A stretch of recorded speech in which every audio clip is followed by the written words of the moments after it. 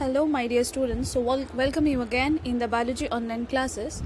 So in the previous section हम लोगों ने इस चैप्टर में पढ़ा था about the male reproductive part of a flowering plant, about the female reproductive part of a flowering plant. उसके बाद हमने देखा कि कैसे गैमेट्स फॉर्म हो रहे हैं, कैसे मेल गैमेट फॉर्म हो रहे हैं. सपोज इन एंजियोस्पर्मिक प्लांट हमने देखा कि कितना मेल गैमेट्स फॉर्म हो रहे हैं, there are 2 male gametes which are formed, और कितना फीमेल गैमेट फॉर्म हो रहा है, एक female gamete that is egg nuclei form होता है. उसके बाद we have gone through pollination, कितना सारा पॉलिनेशन हुआ, कैसे पॉलिनेशन होता है, सेल्फ पॉलिनेशन कैसे होता है, क्रॉस पॉलिनेशन कैसे होता है. We have learn through everything and then we have learn about the fertilisation process. जैसे सेक्सुअल रिप्रोडक्शन में हमें पता है कि there is always a requirement of male and a female gamete. ठीक है, तो मेल गैमेट और फीमेल गैमेट हमेशा क्या करते हैं, आपस में फ्यूज़ करते हैं. तो मेल गैमेट जो था वो फ्यूज़ किया फीमेल गैमेट के साथ, तो there is a production of 2 male gamete but there is a production of only 1 female gamete. तो एक मेल गैमेट क्या होता है, एक एग के साथ फ्यूज़ करके वो जाइगोट बनाता है, और दूसरा वाला जो मेल गैमेट है वो polar nucleus that is secondary nucleus के साथ फ्यूज़ करता है, और उसके बाद वो बनाता है एंडोस्पर्म. तो एंडोस्पर्म का फंक्शन क्या है, एंडोस्पर्म का फंक्शन ये है कि वो न्यूट्रिशन प्रोवाइड करता है टू द डेवलपिंग एम्ब्रायो. जो कि जाइगोट जो डेवलप कर रहा है, जाइगोट डेवलप करके अब वो एम्ब्रायो में डेवलप करेगा. तो वो जो एम्ब्रायो बनेगा वो न्यूट्रिशन कहाँ से खींचेगा, it is from the that endosperm. ठीक है, तो यहाँ तक हम लोगों ने पढ़ा था. अब हम देखेंगे कि अब जाइगोट का फॉर्मेशन हो गया, so how the embryo is going to form, कैसे एम्ब्रायो फॉर्म होगा. Now this are actually the pictures which show the developmental stages of the dicot embryo. कैसे हम अगर एंजियोस्पर्म के बारे में बात कर रहे हैं तो हमें एक चीज़ ध्यान में रखना है कि एंजियोस्पर्म को हम 2 हिस्सों में बांटते हैं. एक होता है डाइकोट एम्ब्रायो, दूसरा होता है मोनोकोट एम्ब्रायो. तो डाइकोट एम्ब्रायो को हम कैसे बोल सकते हैं, हाउ वी आर डिफरेंशिएटिंग 2 एम्ब्रायोस, या फिर डाइकोट प्लांट और मोनोकोट प्लांट को सबसे जो बेसिक डिफरेंस है वो क्या है कि डाइकोट एम्ब्रायो जो है वो 2 कॉटिलेडन्स कैरी करता है, राइट, वो 2 कॉटिलेडन का होता है. वेयर एज मोनोकोट एम्ब्रायो जो है वो सिंगल कॉटिलेडन कैरी करता है, ओनली 1 कॉटिलेडन इज देयर. तो अब हम देखते हैं कि कैसे डेवलपमेंटल स्टेजेस हो रहा है. ठीक है, नाउ सबसे पहला जो फर्स्ट सेल जो होता है, in the first diagram see the cell type structure. First cell जो है, आप लोग मेरा बात ध्यान से सुनिएगा, फर्स्ट जो सेल है वो जो जाइगोट बनता है, राइट, क्योंकि जो male and female gamete fuse होने के बाद जो सेल बनता है वो होता है zygote. Now zygote it undergoes mitotic division. यहाँ पे अब हम देखेंगे जाइगोट से वो एम्ब्रायो कैसे बन रहा है. तो जब वो एम्ब्रायो बन रहा है दैट मीन्स सिंगल सेल से वो अब मल्टी सेलुलर फॉर्म में जा रहा है, धीरे धीरे करके 2 सेल स्टेज में जाएगा, 3, 4, 5 एंड मल्टीपल सेल्स में वो जाएगा. तो वो जो सेल ग्रोथ के लिए जो सेल डिवीजन का ज़रूरत होता है वो हमें पता है वो माइटोसिस ही होता है. ठीक है, जब गैमेट्स फॉर्मेशन के टाइम आता है eight that time meiosis is formed, तब हमारा क्रोमोसोम नंबर जो है वो हैप्लॉइड हो जाता है. ठीक है, डिप्लॉइड से हैप्लॉइड हो जाता है, लेकिन यहाँ पे chromosome number remains the same. तो यहाँ पे जो पहला डिवीजन होता है इनटू 2 सेल्स, जाइगोट जो है वो पहला, आप सेकंड डायग्राम देख सकते हो, पहला जो है वो 2 सेल्स में डिवाइड करता है. एक है बेसल सेल, दूसरा है टर्मिनल सेल. तो 2 सेल्स. ठीक है, तो basal cell it is towards the micropylar end. यहाँ पे डायग्राम में माइक्रोपाइलर एंड ऊपर दिया हुआ है, बट आप जहाँ पे भी माइक्रोपाइलर अगर एंड आप नीचे भी अगर ड्रॉ करोगे तो आप उसके साथ जो बेसल सेल के साइड में जो सेल रहेगा उसको आप basal cell that micropylar end बोलोगे. Micropylar end then basal cell, वहाँ पे आपका बेसल सेल का फॉर्मेशन है. And towards the chalazal and हम लोग देखेंगे टर्मिनल सेल्स ऑफ फॉर्म. ठीक है, तो फर्स्ट जाइगोट से 2 सेल डिवीजन होता है, सेल डिवाइड होता है 2 बार. 1 first division take place, 1 give rise to basal cell and the other give rise to the terminal cell. ठीक है, नाउ अब क्या होगा, बेसल सेल जो है इट अंडरगोज मल्टीपल डिवीजन. ठीक है, ये बहुत सारा मल्टीपल डिवीजन करता है. कौन सा सेल, बेसल सेल, जो कि कहाँ था, it is towards the micropylar and. ठीक है, अब वो मल्टीपल डिविजन्स करता रहेगा. अब जैसे ही वो मल्टीपल डिविजन्स करेगा तो it will form a long series of cell. वो सेल को हम बोलेंगे सस्पेंसर सेल. ठीक है, long series of cell it is known as suspensor cell. और जो सबसे छोटा वाला सस्पेंसर सेल रहेगा, जो सबसे एकदम नज़दीकी एकदम लोअर डाउन एरिया में जो सस्पेंसर सेल रहेगा उसे हम कहेंगे होस्टोरिया, ठीक है। So this one is होस्टोरिया। तो ये कहाँ पे हो रहा है, बेसल सेल में हो रहा है। बेसल सेल क्या करता है, basal cell undergoes many mitotic division. अब हम इंडिविजुअली एक एक सेल के बारे में बात करते हैं, कैसे सेल डिवीजन होगा। तो बेसल सेल जो है वो बड़ा सा सेल डिवीजन करेगा, बहुत सारा सेल डिवीजन करेगा, और करने के बाद long chain of cells form करेगा, जिसको हम सस्पेंसर सेल्स कहते हैं, ठीक है। नाउ सस्पेंसर सेल जो एकदम बॉटम में है, जो एकदम लास्ट में है, टुवर्ड्स द माइक्रोपाइलर एंड, वो सेल थोड़ा सा एनलार्ज रहता है, और वो एनलार्ज सेल को हम कहते हैं होस्टोरिया, ठीक है। होस्टोरियल सेल, या फिर उसे हम कहते हैं होस्टोरिया, जिसका काम है कि वो सस्पेंसर को और जो हमारा जो फ्यूचर एम्ब्रायो जो होगा उसको होल्ड करके रखना, ठीक है, टुवर्ड इनटू द एम्ब्रायो सेक के अंदर वो होल्ड करके रखता है, राइट। अब टर्मिनल सेल क्या करेगा, terminal cell will again go division. Terminal cell भी डिवाइड करेगा, बेसल सेल भी डिवाइड करेगा। तो बेसल सेल के बारे में हमें पता चल गया। अब टर्मिनल सेल भी डिवाइड होगा। टर्मिनल सेल डिवाइड करके क्या फॉर्म करेगा, it is going to form, first of all वो 2 बार डिवाइड करेगा, उसके बाद वो 4 बार डिवाइड करेगा। तो टर्मिनल सेल डिवाइड होके वो प्रो एम्ब्रायोनिक स्ट्रक्चर बनाता है। प्रो एम्ब्रायो का मतलब क्या है, the embryo which is formed just before the, उसके पहले वाला स्ट्रक्चर, एम्ब्रायो फॉर्म होने का ठीक पहले का जो इमीडिएट या फिर इंटरमीडिएट स्ट्रक्चर जो हम बोलते हैं, उस स्ट्रक्चर को हम प्रो एम्ब्रायो बोलते हैं। मतलब वो अभी फुल एम्ब्रायो बना नहीं है, बट एम्ब्रायो बनने वाला है, ठीक है, द इंटरमीडिएट स्टेज, ठीक है। तो that stage is given rise by that terminal cell. Terminal cell divide करता है इनटू मास ऑफ सेल्स। वही पहले वो 2 बार डिवाइड करेगा, क्वाड्रिलेटरल स्टेज में जाएगा, 4 सेल में डिवाइड करेगा, उसके बाद वो ऑक्टाहेड्रल स्टेज में जाएगा, तब हम उसे ऑक्टाहेड्रल प्रो एम्ब्रियोनल स्टेजेस बोलेंगे। तो उसके बाद टर्मिनल सेल से क्या फॉर्म हुआ, हमारा प्रो एम्ब्रियो स्ट्रक्चर फॉर्म हुआ। और बेसल सेल से हमारा 2 चीज फॉर्म होता है, एक होता है सस्पेंसर सेल और दूसरा होता है सस्पेंसर सेल का ही और एक पार्ट जिसे हम कहते हैं होस्टोरियल cell.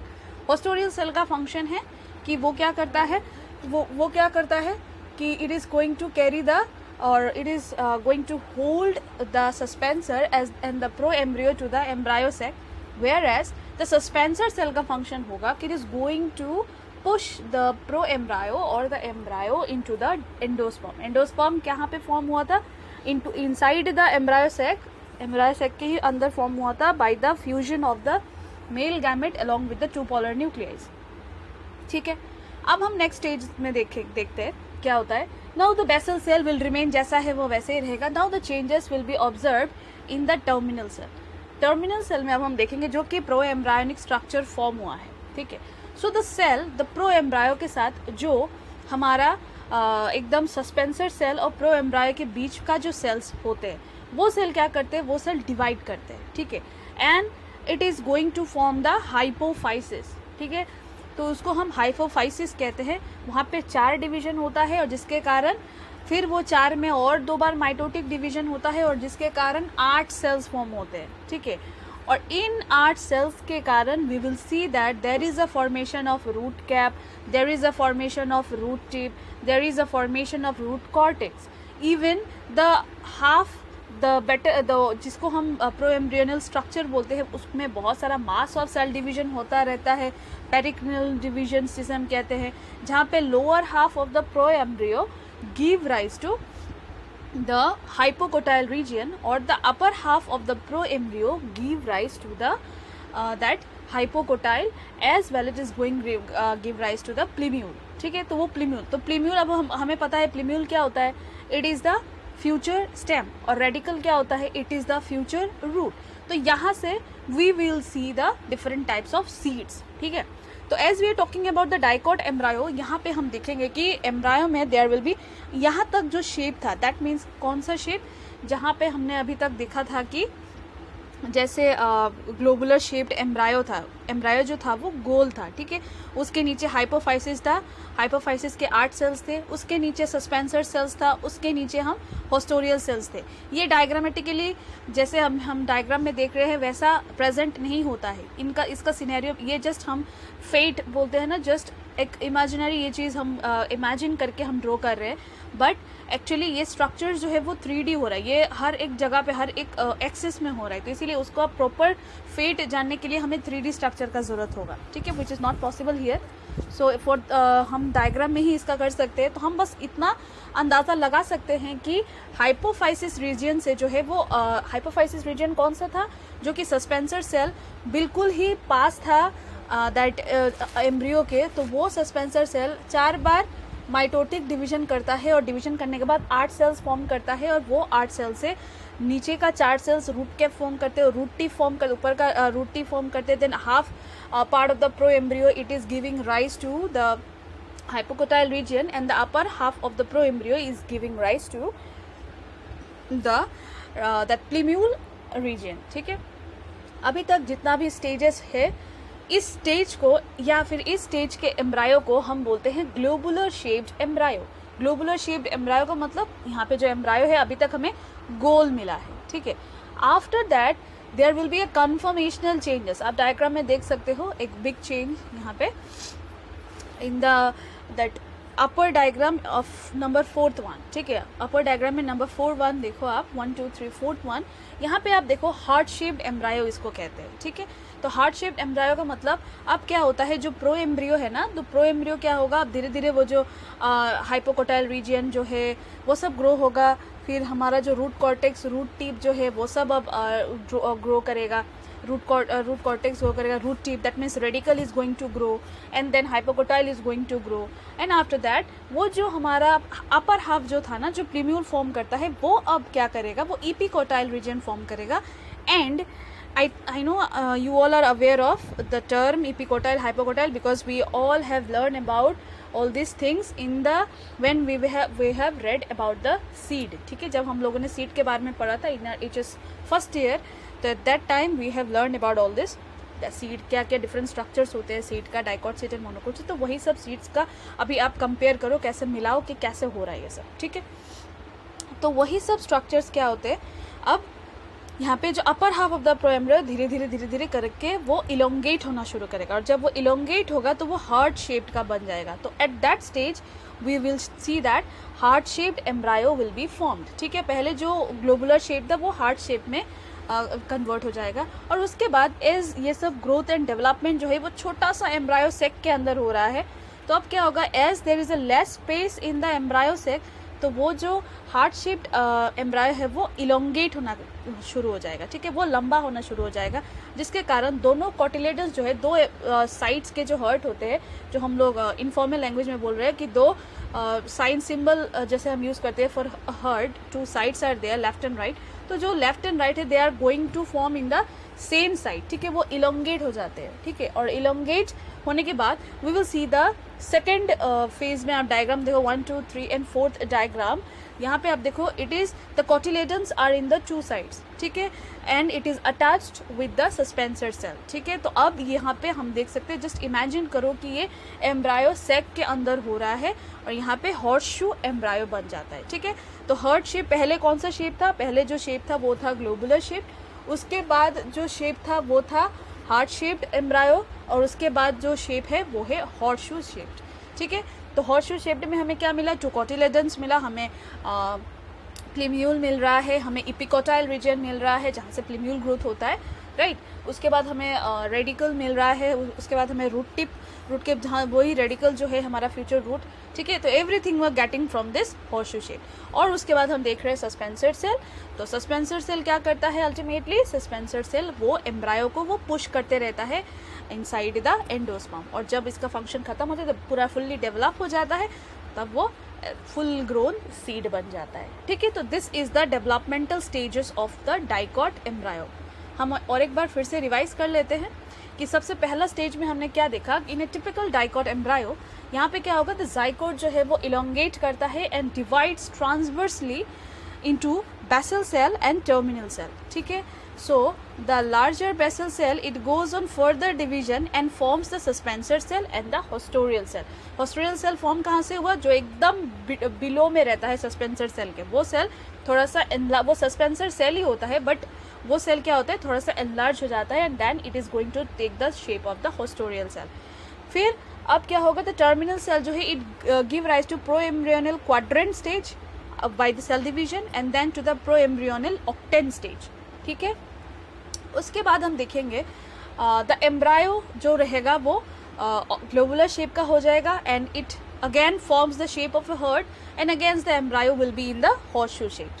After that, the proembryonal octant undergoes periclinial division to form the outer layer as well as the inner layer and forms the dermatogen. Yes, अब हम यहाँ पे देखेंगे dermatogen.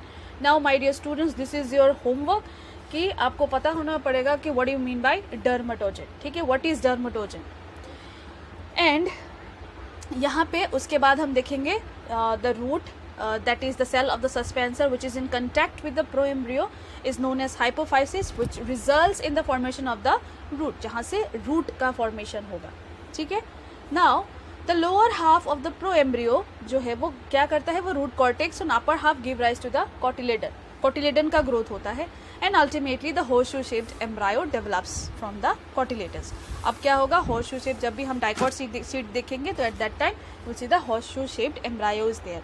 As it is dicot, two cotyledons develop and the suspensor cell degenerates. तो ultimately जब पूरा seed का develop हो जाएगा, पूरा 2 कोटिलेडन्स फॉर्म हो जाएंगे, तो अब क्या होगा, जो सस्पेंसर सेल था, द होस्टोरियल सेल था, वो डिजेनरेट हो जाएंगे and ultimately our dicot embryo will be form.